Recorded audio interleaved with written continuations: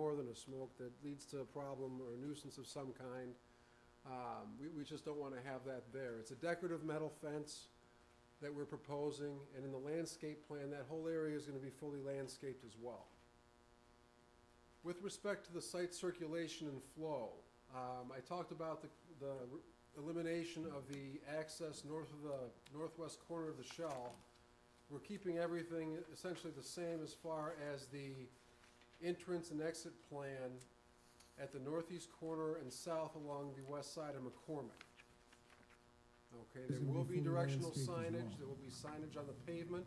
With respect to the site Pump islands are circulation not and flow, changing. In essence, only the talked about cladding is changing within the gas elimination station, of the with access one major north of the exception. Since there's northwest going to be corner a of the car shell, wash, We're keeping everything. we're not essentially going to have same the as car far wash in as the west, roughly entrance and exit one quarter plan of the shell at the station. northeast There's corner an and south outdated car along the west wash side of McCormick. in roughly the west 20 feet Okay, of the there shell will be station. That directional will be converted signage, to there will be hallway signage access on and the pavement. storage. With respect to the And in site part, circulation and flow, we're going to have a gas carve-out in the cladding is northwest changing corner to within the allow gas station, trash the receptacles access under the roof north of line the car inside the wash. alcove of the We're keeping exterior of the everything building. We're not going to have the car wash in the staff asked us to relocate a bike pad, one corner, the northwest corner to the south, and we're going to have that as part of the project, roughly the west 20 feet. As part of the assessment on the parking side of things, and we believe in 5 spaces, we're going to have a carve-out, the gas station and convenience store.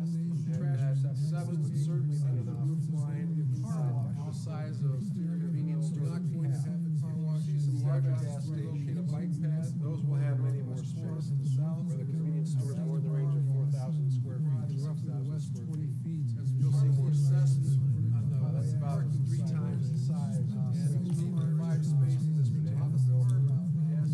We also draw 80% of our visitors from the pump aisle. The size of convenience store. So 80% of the interior business is from, those will have many more spaces. Where the convenience store is more than range inside ahead of time and buy something, or they can pay the pump and then go inside and buy something. That size actually 5 spaces, particularly at this site. We also draw 80% of visitors. You'll have one employee in the convenience store, sometimes somebody in the area. So 80% size here is this site is from moving west to the car wash site. You'll have one employee during slower times, or you'll have 2 employees on the weekend. There's always a time. If you think about how car washes operate, there's always a time in February, late February, to mid-March, when you have snowfall, sometimes snowmelt, warm weather, snowfall, and people are getting their cars washed more west to the car wash site.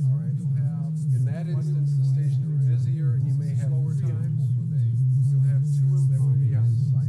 In this particular area, there's always a time. The car wash about how car wash is operating. 24, 25. There's always a time, and you know where the soccer dome is? The south side of it, behind the shell. We're across the street from the snowfall. That site has 16 stacking west. This site has 8. In that instance, the station is busier, and we actually have a wider throat coming in stack in this particular area than what we have in Evanston. And we also have a 2-lane pay station where the soccer field is, and that serves to get vehicles off the road more quickly. By way of background, that site has 16 stacks. KLOA has been involved in this. This site has 9. In that instance, we were going to apply, and we actually have a wider. I think we tried to apply in May of 21, roughly. And then we eventually fully applied in November of 22. Here we have a picture. We had approached this from the perspective of really not touching the east and focusing on the west. Each of these vacuum stations that you see will be equipped with a waste receptacle. They're designed generally so that they're 20 feet long at one, longer than a regular parking space. And the only area between a building, a principal building on site, or an accessory building on site would be the area for the east vacuum stations and the area along the north side of the car wash. And each of those have your necessary 5-foot walkways. The same thing is true around the building. We are consolidating waste operations. So you'll have an access into the waste enclosure area from the west, but the main hauling operation will be on the east. As far as car wash practices are concerned, and I'm not sure if you want to hear this, you can let me know if you're familiar with these car washes. They all have automatic stops, they have sensors. Towards the east side exiting portion of the car wash, there's something that heats the pavement so that you don't have ice accumulating. There's plenty of distance here for the water to drip off before there's any risk of icing on McCormick. Certainly a ton more than what you have currently at the car wash that's operating there now, which is 2 car lengths from Howard Street. We have one project where that exit is only 25 feet from a state highway, and I think that's on Harlem. And that one's 25 feet away, and the state had no problem with that particular issue. It did take some explaining of how the drop-off and heating occurs, but it's your ordinary long tunnel car wash. Today, 60% of us are washing our vehicles at facilities like this. I still subscribe to the old school car wash, but I'll go to these, you know, every second or third car wash that I get.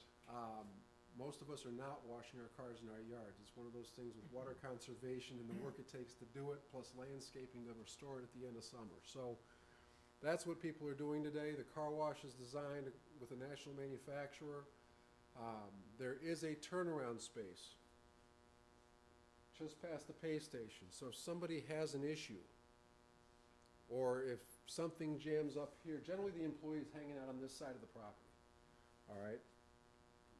Most importantly, the employee is working with the pay stations to make sure that, you know, if I get in there and I can't get my credit card to work, or I can't get my code to work, they're there to help me. But if something is not solvable, that car is just waved through and pulls to the left. On busier times when the car wash is more active, say on a Saturday morning, you would see different steps taken by the car wash operator to funnel traffic into the site. And they range from, you know, either slowing traffic before it enters the car wash to get them to go vacuum first. It could be closing the vacuums, depending on how things go at some sites. At this site, we probably won't have to do that because of the configuration. But on Oakton, for example, when we're super busy, we may close off the vacuums for a particular time because we have some cross traffic that we don't have here. Stationing the second employee, if you have a second employee on site, that second employee would usually be out by this median here. All right? And there are signs that can be posted that say vacuum first. On the subject of employees, you don't have a crew wiping the cars down afterwards? No. Okay. No staff on the back end of it. If there is something that happens that the sensor trips, there's that access path for the staff person who's on the south side, and they would rotate back. So the one up here would come down here, and the other one would go to the east side. Yeah, Oh, I see. sorry about that. Okay. All right, the canopies are essentially sunscreens, and they're fairly modest. They're similar, but maybe a little bit smaller than what you see on Oakton Street. As far as signage on site, we're trying not to change anything. There will be a there'll be the main sign on the northeast corner. And as far as the Shell building signage, it's going to be the same but more modest, all right? When it comes to the northwest corner, there is a freestanding sign there now. It's tall and narrow. We're going to reuse that. And within that, there will be a digital component with a hard face component. And that'll comply with all the regulations of Skokie when it comes to lighting and change period and everything else that you deal with for that digital component sign.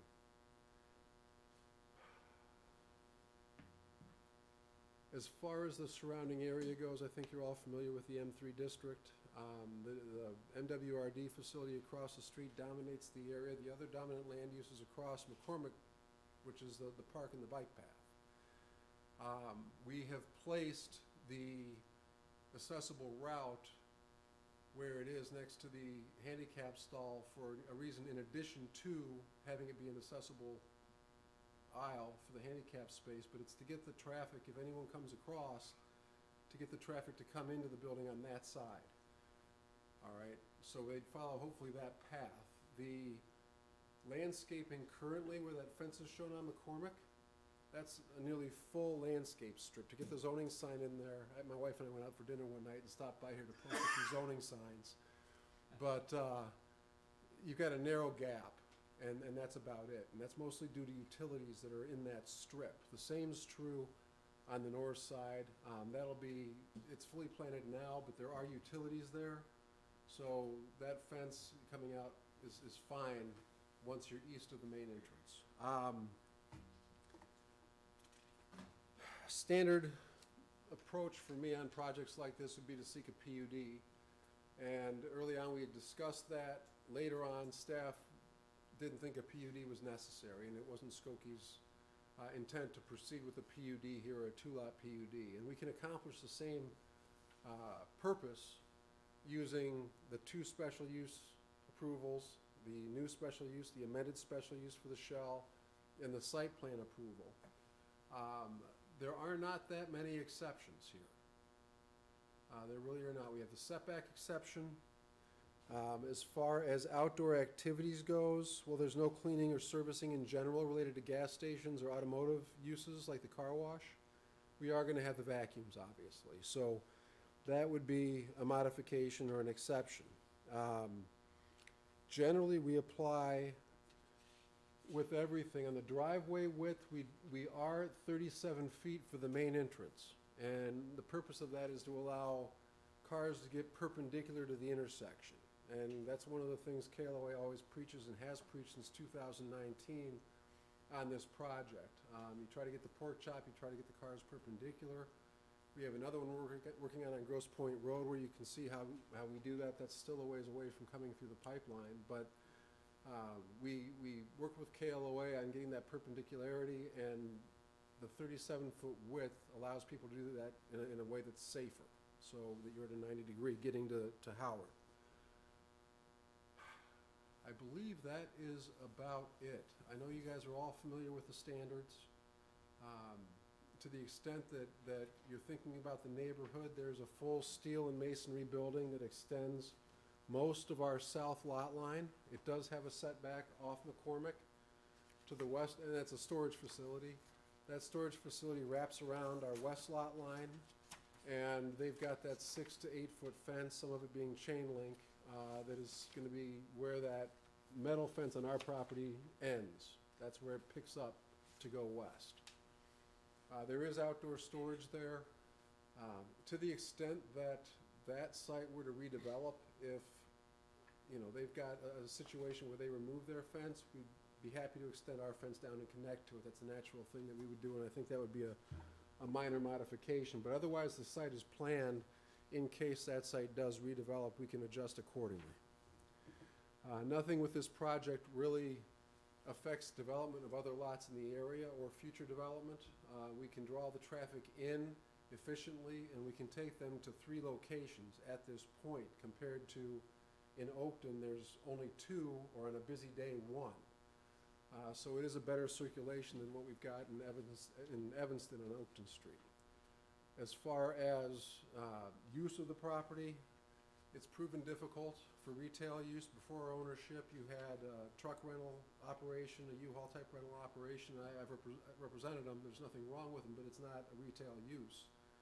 In this case, the synergy between the car wash and the gas station should generate a nice tax benefit. Even though that's not your decision-making basis here, it should generate a nice tax benefit. If I go in and buy gas at the Shell station, I'll be able to get a discount because I'm getting a car wash. They do have memberships on a monthly basis. In general, if, there's one thing I didn't mention. If part of KLOA's traffic report notes that on a busy day, there might be occasions where you want to close the easternmost pump islands. And we will do that. That's one of those adjustments that you would make. You don't want to have a situation where cars are getting backed up or pausing and blocking the entrance. So we would create that pass-through in the easternmost pumping area and close those pumps. It's not necessary permanently. Most of the time, it's not, 90% of the time, it's not going to be needed. But beyond that, I think that is the extent of the presentation and the project and the standards. I'm certainly happy to answer questions about parking and how we address it, but the parking spaces will be shared. It is possible that the vacuum space users will go in and buy something from the store. That is possible, but it's no different than me taking a phone call when I'm vacuuming at a car wash that doesn't have a convenience store next door. It's a 3-minute stop. Most purchases are 3 to 4 minutes.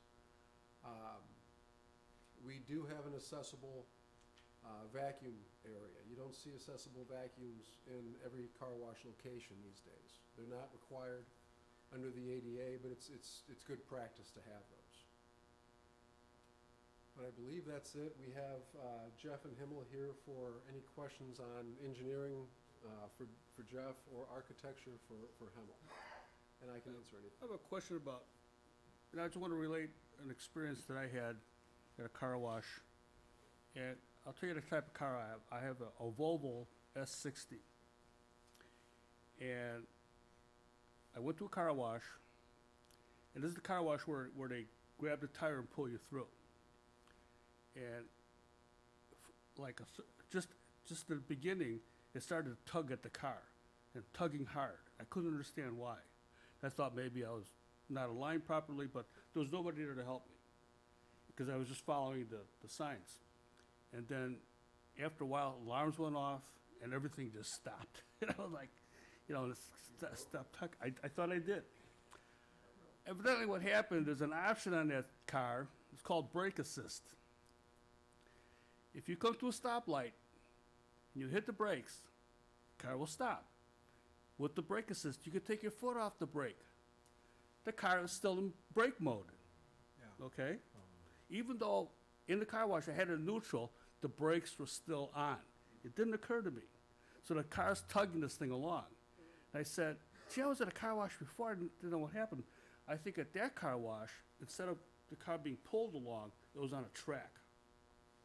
So, but the thing I was getting at, I had waited there for a long time with the bells ringing and everything going on.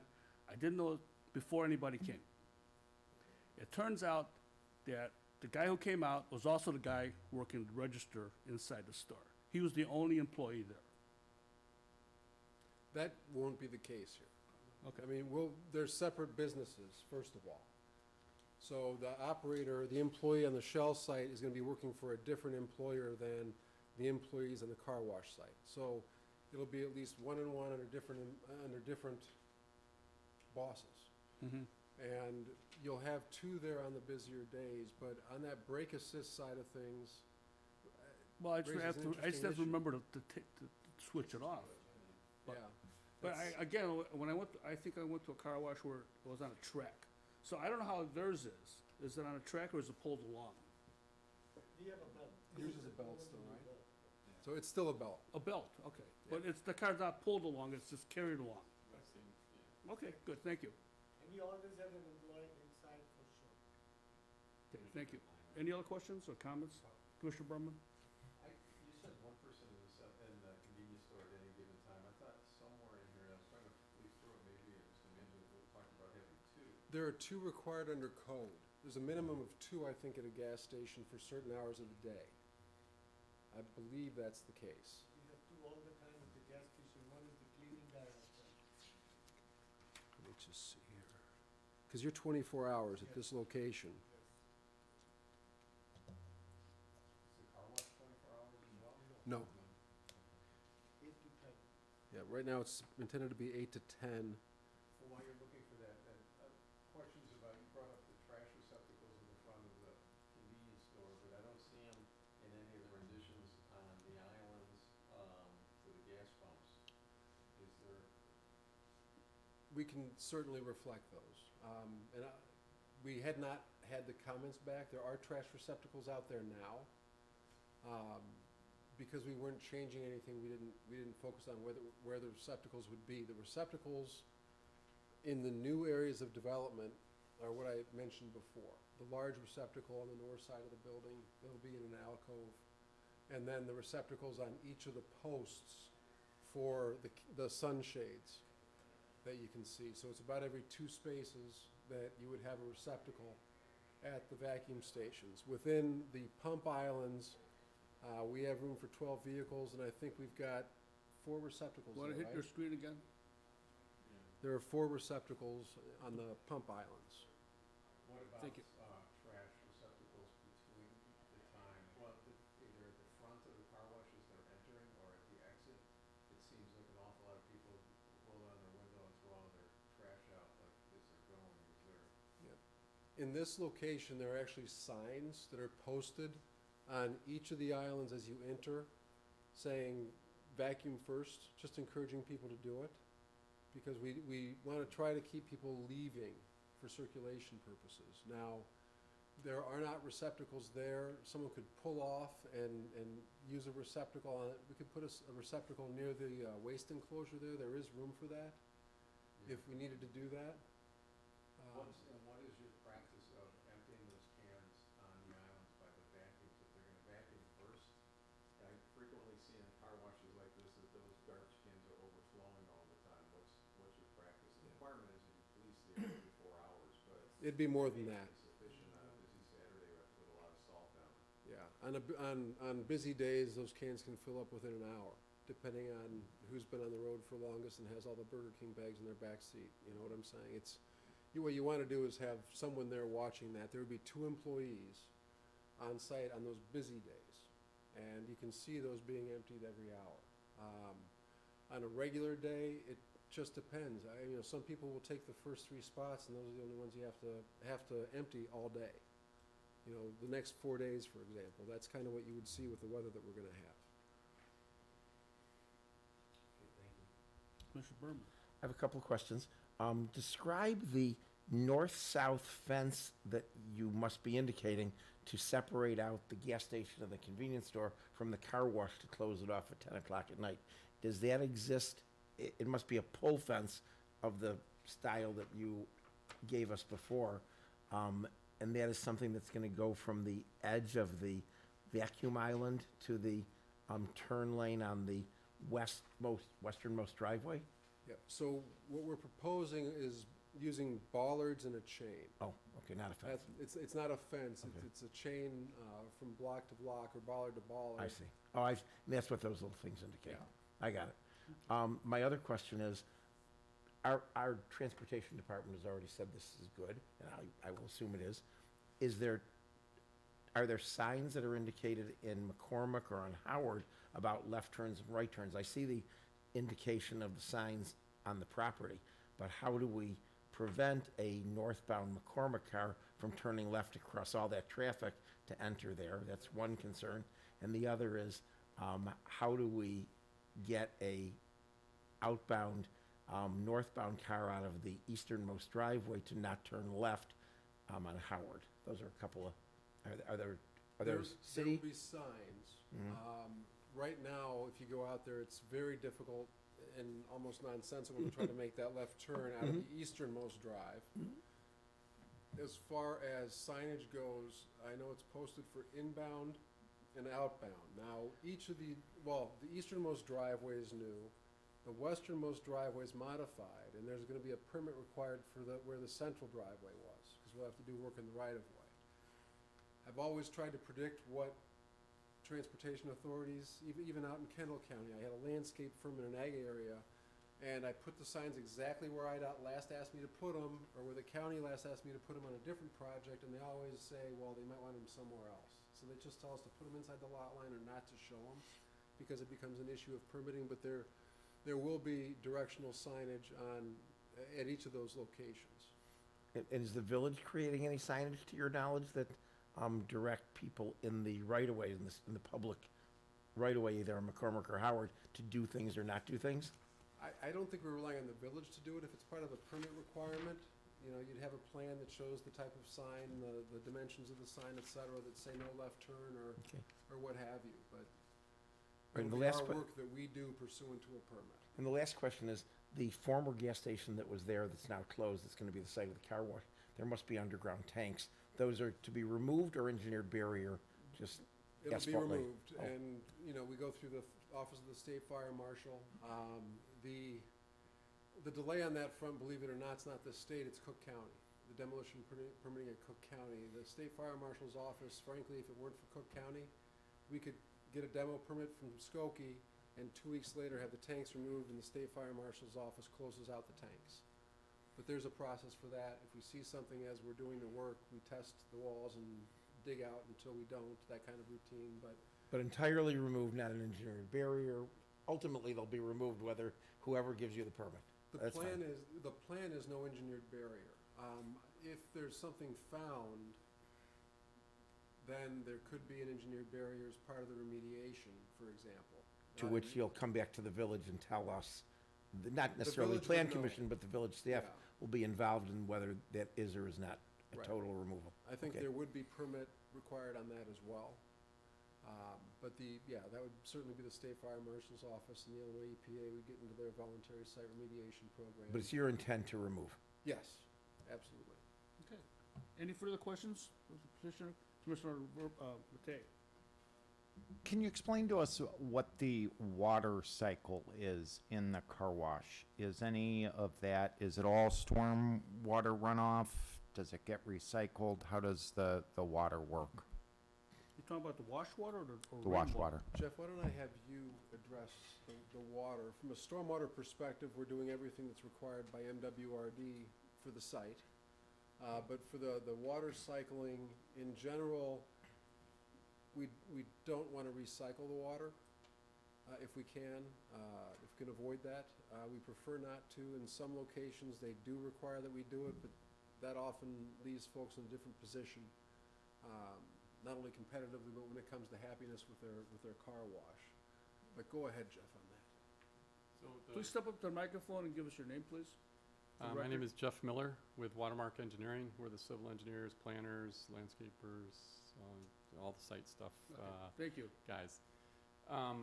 The water reclaim, there's a reclaim system for the water used to wash the cars.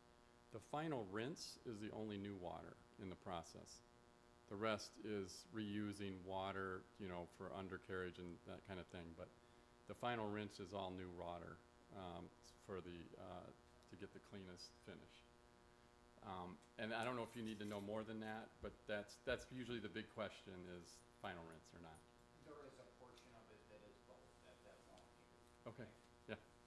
Stormwater wise, we're definitely gonna be removing the tanks because most of our water storage per Skokie's requirements is gonna have to be underground. We don't have any big grass areas for a basin or anything here, so, we're gonna need that space for tanks, underground pipe or whatever. Thank you.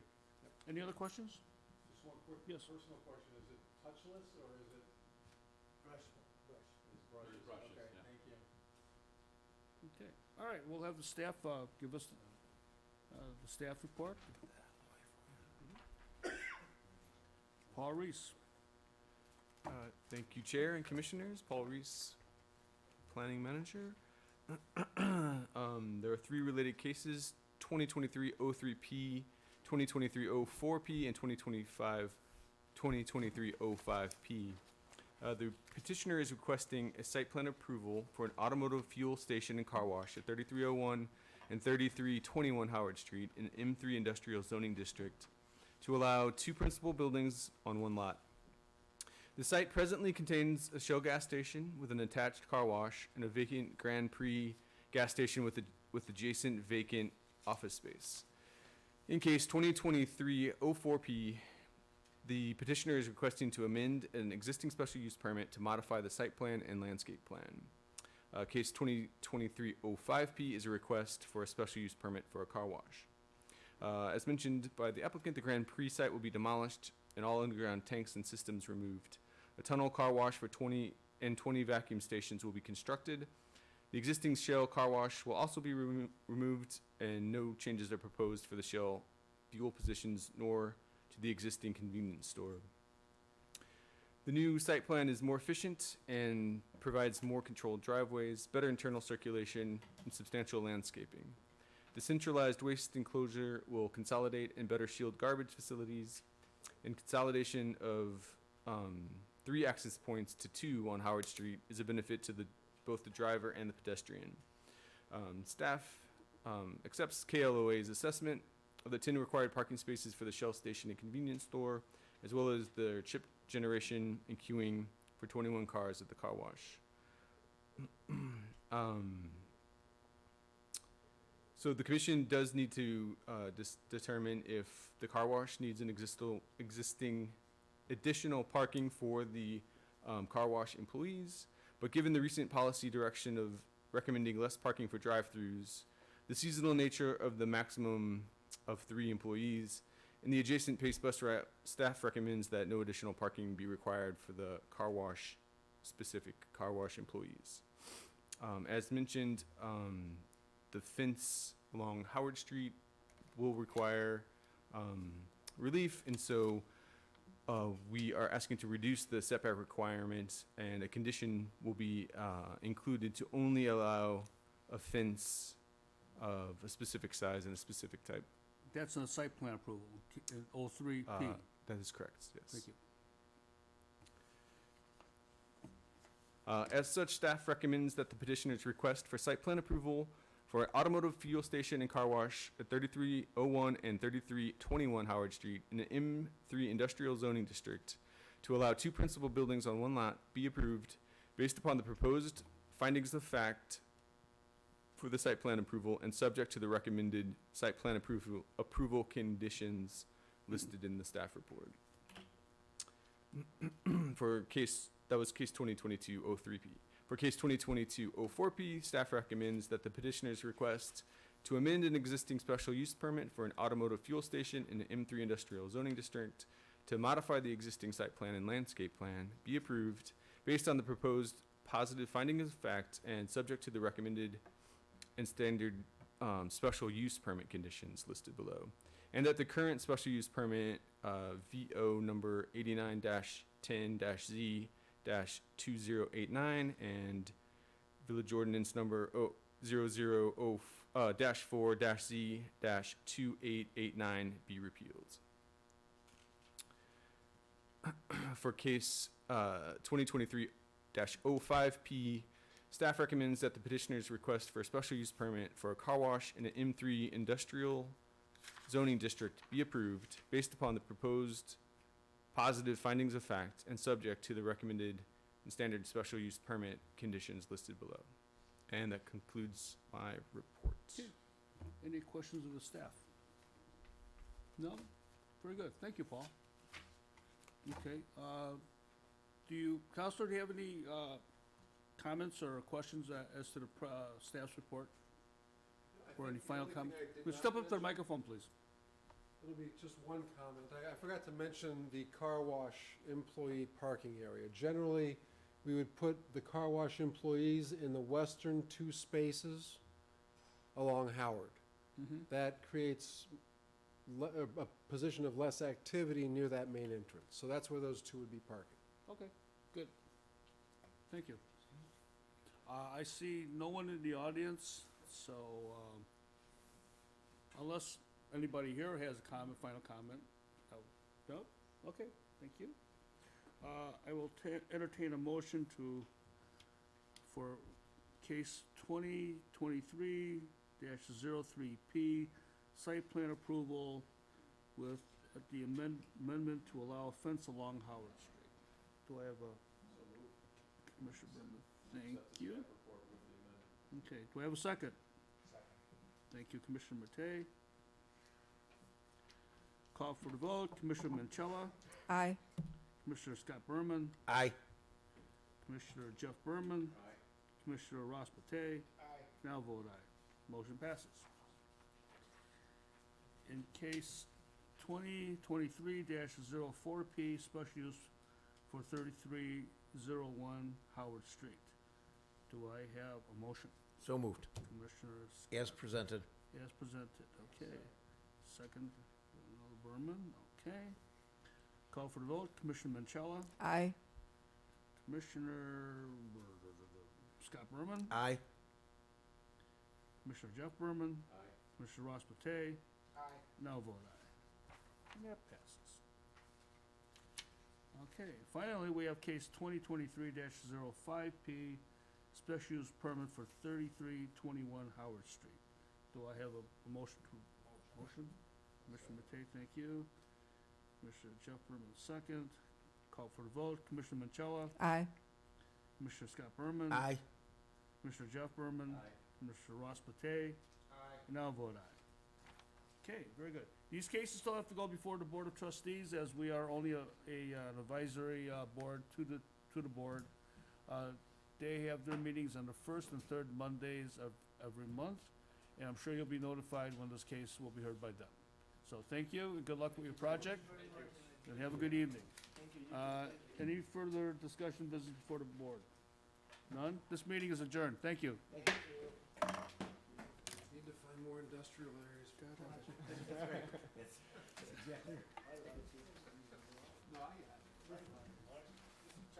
That's not bad.